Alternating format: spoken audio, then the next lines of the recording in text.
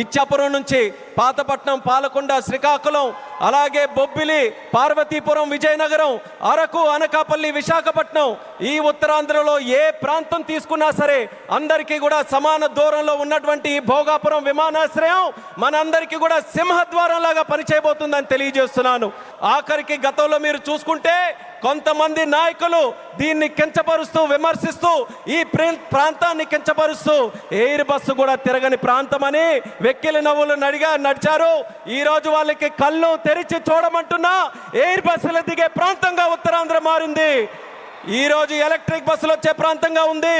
రేపు పెద్ద పెద్ద కంపెనీలనంటే దేశంలో ఉన్న కంపెనీలు కాదు, అంతర్జాతీయంగా ఉన్న కంపెనీలన్నీ కూడా మన భారతదేశంలో, మన ఆంధ్రప్రదేశ్లో, మన ఉత్తరాంధ్ర ప్రాంతానికి రాబోతున్నాయి.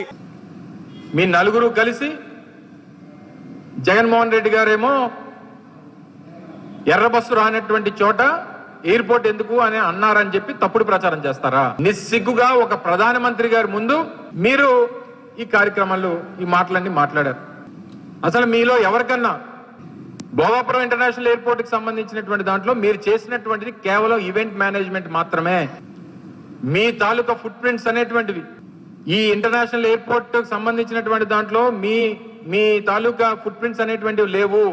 మీలా బేండమేళంలాగా నలుగురు కలిసి ఒకటే స్క్రిప్టు, నలుగురు కలిసి ఒకటే మాట, ఒకటే అబద్ధం, రాష్ట్ర ప్రయోజనాలు పక్కన పెడతాం, మోడీ గారికి భజన చేస్తాం, అబద్ధాలు ప్రజలకు చెప్తాం, జగన్మోహన్ రెడ్డి గారిని నిందిస్తాం.